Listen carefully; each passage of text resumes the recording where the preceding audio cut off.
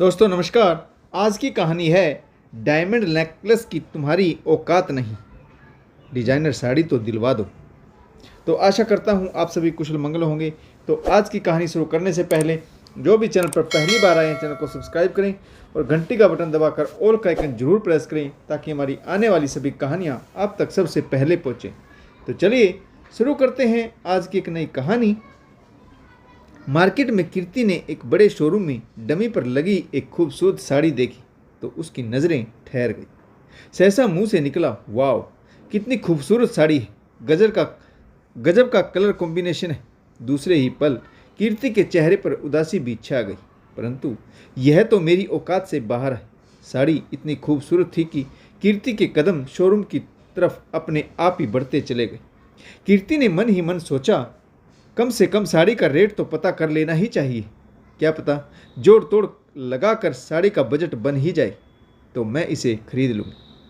कीर्ति showroom के अंदर गई तो उसे उसके बचपन की सहेली जिसकी शादी इसी शहर में हुई थी मोनिका मिल गई। मोनिका की नज़र कीर्ति पर पड़ी तो मोनिका ने उसे आगे बढ़कर गले लगा लिया और कहा, अरे कीर्ति क्या बात है, मुझे पता था तुम इसी शहर में रहती हो परंतु कभी मिलना नहीं हुआ। आज देखो कितने अच्छे मौके पर तुम मुझे मिली हो। मैं करवा चौथ की शॉपिंग के लिए साड़ी खरीदने आई हूँ, चलो तुम मेरे लिए साड़ी पसंद करवा दो। पिछले 1 घंटे से लगी हूँ, कोई साड़ी पसंद ही नहीं आ रही। मोनिका ने कीर्ति से अपने हस्बैंड देवेंद्र का औपचारिक परिचय करवाया। इसके बाद दोनों सहेलियाँ साड़ियाँ देखने लगी। कीर्ति ने देखा कि दुकानदार ने एक से बढ़कर एक साड़ी मोनिका के सामने दिखाने के लिए खोल रखी थी, परंतु मोनिका की नज़र में कोई साड़ी जच ही नहीं रही थी। तभी दुकानदार ने कहा, मैडम हम 10,000 रुपये तक की साड़ियाँ दिखा चुके हैं, आप हमें थोड़ा आइडिया दे दीजिए कि आपको किस रेंज तक की साड़ियाँ चाहिए। हमारे पास एक से बढ़कर एक ब्रांडेड डिजाइनर साड़ी है। मोनिका कुछ बोलती उससे पहले ही देवेंद्र बोल पड़ा, भाई रेंज की चिंता मत करिए, मैडम को साड़ी पसंद आनी चाहिए। पति ने ऐसा कहा तो मोनिका का सीना गर्व से चौड़ा हो गया। आखिर वो भी क्यों ना, सहेली के सामने पति ऐसी बात कह दे तो गुरूर 7वें आसमान पर अपने आप ही पहुंच जाता है। इसके बाद दुकानदार ने वह साड़ी दिखाई जिस पर कीर्ति का दिल आया था, जो उसने डमी पर लगी देखी थी। साड़ी जब सामने खोली गई तो वाकई बहुत खूबसूरत लग रही थी। दुकानदार ने साड़ी की तारीफ में 4 चांद लगाते हुए कहा, यह देखिए मैडम, यह साड़ी बाजार में किसी के पास नहीं, एकदम न्यू और सिलेक्टेड कलेक्शन है। साड़ी को देखकर सहसा मोनिका के मुंह से भी यही निकला, वाह क्या डिजाइन है, गजब का कलर कॉम्बिनेशन, यह साड़ी आपने मुझे पहले क्यों नहीं दिखाई। दुकानदार ने कहा, मैडम यह साड़ी 70,000 रुपये की है। मोनिका को साड़ी बहुत पसंद थी, परंतु रेट सुनकर वह थोड़ा मायूस हो गई और उसने देवेंद्र से कहा, क्या मैं यह साड़ी ले लूं? देवेंद्र ने कहा, यह भी कोई पूछने की बात है, हम तो आपके गुलाम हैं हजूर, हुक्म करिए, 1 मिनट से पहले पेमेंट हो जाएगी। मोनिका अपनी किस्मत पर इतरा रही थी, वहीं कीर्ति मोनिका से जलन महसूस कर रही थी। यह वही मोनिका है जो उसके साथ स्कूल में पढ़ती थी, गरीब घर से थी। किस्मत ने क्या उछाल मारा कि ग्रेजुएशन करते ही सरकारी नौकरी वाला दूल्हा मिल गया और आज देखो पैर जमीन पर नहीं रख रही। क्या किस्मत पाई है मैडम ने। बोलने से पहले पति इच्छा पूरी कर देता है और एक मैं हूँ कि इतनी पढ़ी लिखी और धनवान मायका होते हुए भी मेरे पिता ने बिजनेसमैन लड़का चुना।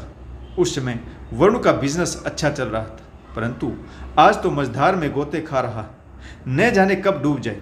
वरुण के सिर पर कर्ज है जिसके चलते वह टेंशन में रहता है। कीर्ति आजकल अपनी हर इच्छा को मारकर जी रही। बरसों हो गई दिल खोलकर शॉपिंग नहीं की। कीर्ति इन्हीं ख्यालों में डूबी हुई थी कि मोनिका ने टोका, अरे कीर्ति लगे हाथों तुम भी अपनी करवा चौथ की शॉपिंग कर लो, चलो मैं तुम्हारे लिए अच्छी सी साड़ी पसंद करवा देती हूँ। कीर्ति ने बात को संभालते हुए कहा, मैं कल तुम्हारे जीजा जी के साथ आऊँगी, तभी करवा चौथ की शॉपिंग करूँगी। मैं तो हल्की साड़ियाँ पसंद कर लेती हूँ, परंतु तुम्हारे जीजा जी को ब्रांडेड डिजाइनर चीज़ें ही पसंद आती हैं। करवा चौथ पर मैं हमेशा ही उनकी पसंद की साड़ी पहनती हूँ। इसके बाद दोनों सहेलियों ने मार्केट में कुछ चाट पकौड़ी और पानी पूरी खाई। एक दूसरे से मोबाइल नंबर लिया और फिर दोनों अपने अपने घरों को विदा हो गई।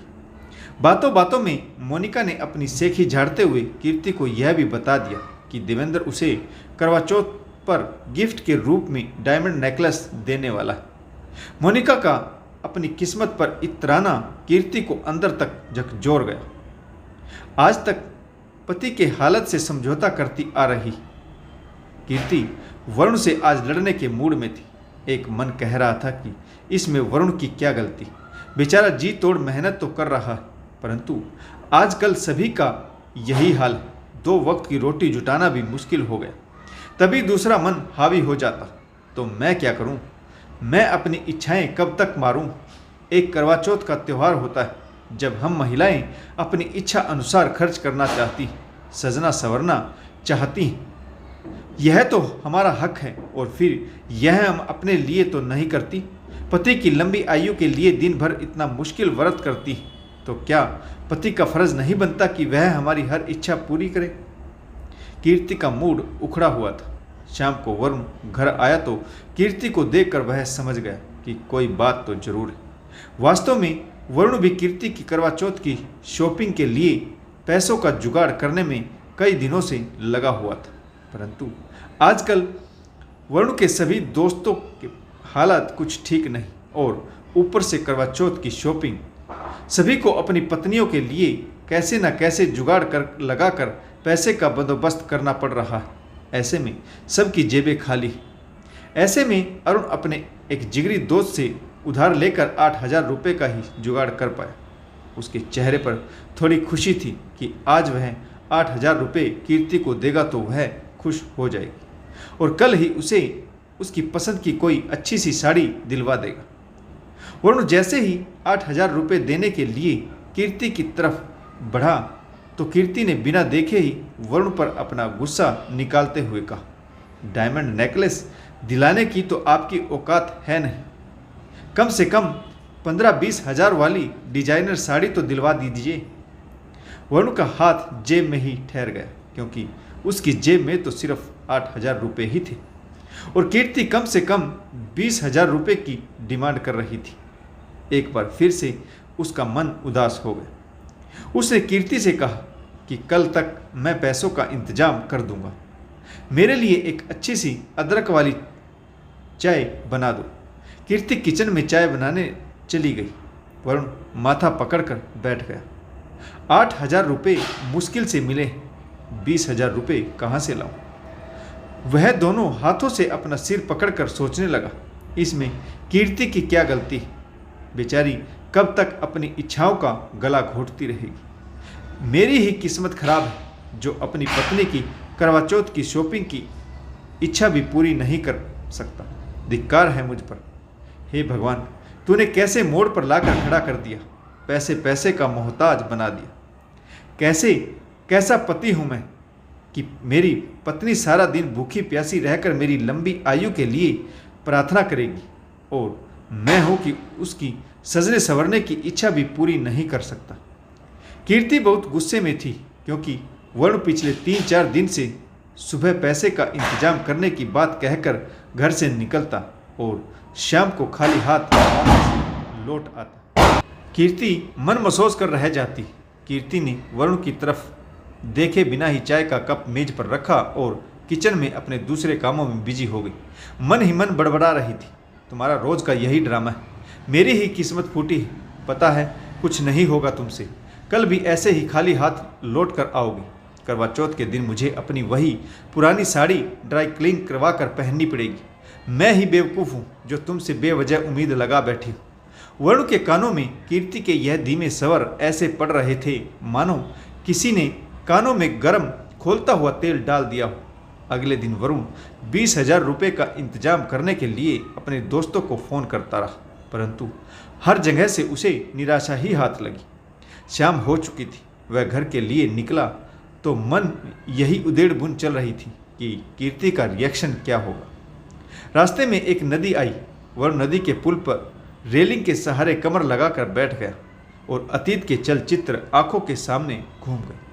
जब उसका बिजनेस अच्छा चलता था तो वह कीर्ति की इच्छा कहने से पहले पूरी कर देता था। नोटों की गड्डियां लाकर कीर्ति के हाथों में थमा देता था। कीर्ति दिल खोलकर शॉपिंग करती थी, परंतु आज वह अपने आप को इन परिस्थितियों के लिए कोसता रहा।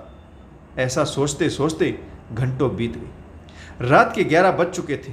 घर में कीर्ति वरुण के लिए परेशान थी। वरुण कहाँ रह गया? वरुण ने अपना फोन भी स्विच ऑफ कर रखा था। एक बार को तो वह इतना हताश और उदास हो गया कि नदी में कूदकर अपनी जीवन लीला समाप्त करना चाहता था। तो दूसरे ही पल उसे अपनी माँ की कही हुई बात याद आ गई। बेटा, वक्त सबका बदलता है, जीवन की चुनौती से कभी हार मत मानना। वरुण रुक गया। घर में कीर्ति परेशान थी। उसने वरुण के सभी दोस्तों को फोन लगाया, परंतु कहीं से भी वरुण की कोई खबर नहीं मिली। वह माथा पकड़कर बैठ गई। उसकी आंखों से आंसू बह रहे थे। कीर्ति फपक कर रो पड़ी। मैं कितनी बेवकूफ़ हूँ, अपने हम सफ़र की मजबूरी को भी नहीं समझ सकती। पागल हूँ मैं जो कल वरुण को इतना कुछ सुना दिया। मेरा वरुण ही मेरा सच्चा गहना है। आग लगे डिजाइनर साड़ी को, नहीं चाहिए डायमंड सेट। वरुण, तुम सही सलामत घर लौट आओ। मैं वादा करती हूँ आज के बाद कभी तुम पर गुस्सा नहीं करूँगी। मुझे कुछ नहीं चाहिए। रूखी सूखी रोटी खाकर पुराने कपड़े पहनकर जी लूँगी। मुझे माफ़ कर दो। घर लौट आओ। कहाँ हो तुम? कुछ तो खबर दो। कीर्ति का मन किसी अनहोनी घटना की आशंका से परेशान था। वह लगातार रो रही थी कि तभी दरवाजे पर किसी ने दस्तक दी। कीर्ति ने भागकर दरवाज़ा खोला तो सामने वरुण था। कीर्ति वरुण के सीने से लिपट गई और फूट फूट कर रोने लगी। वरुण, तुम कहाँ रह गए थे? तुम्हारा फ़ोन भी स्विच ऑफ आ रहा था। तुम्हारे सभी फ्रेंड्स को मैंने कितनी बार फ़ोन किया। मैं मर जाऊंगी। मुझे माफ़ कर दो। आगे से ऐसी गलती कभी नहीं करूंगी। मुझे नहीं चाहिए डिजाइनर साड़ी। कीर्ति ने एक ही सांस में बहुत सारी बातें कह दी। कीर्ति और वरुण एक दूसरे से लिपट कर रोने लगे। वरुण ने कीर्ति को सोफे पर बिठाया और गिलास पानी का पिलाते हुए कहा, कीर्ति, मैं तुम्हारे लिए 20,000 का इंतजाम नहीं कर पाया। बहुत कोशिश की, परंतु 12,000 ही जोड़ पाया। कल तुम इन पैसों से अपने लिए एक अच्छी सी साड़ी खरीद लेना। कीर्ति ने वरुण के हाथों से पैसे लेकर सोफे पर एक तरफ रखते हुए कहा, मुझे नहीं चाहिए डिजाइनर साड़ी। आज के बाद ऐसा किया तो मैं अपनी जान दे दूंगी। कीर्ति ने रोते हुए बताया कि अपनी सहेली मोनिका को अपने भाग्य पर इतराते हुए देखकर मुझे अपनी किस्मत पर क्रोध आ गया और मैं यह पागलपन कर बैठी।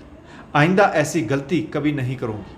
वरुण ने पहले कीर्ति को शांत किया और फिर बोला, अक्सर ना सब्जी में उठाए हुए कदम के लिए बाद में पछताना पड़ता है।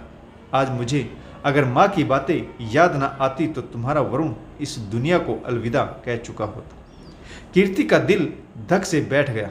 उसने वरुण के हाथों को अपने हाथ में लेते हुए कहा, वरुण, ऐसी गलती कभी मत करना। तुम्हारे बिना मैं नहीं जी पाऊंगी। मैं तुमसे वादा करती हूँ कि हम दोनों मिलकर इस मुश्किल घड़ी से पार हो जाएंगे। देखना, एक दिन हमारा भी वक्त आएगा।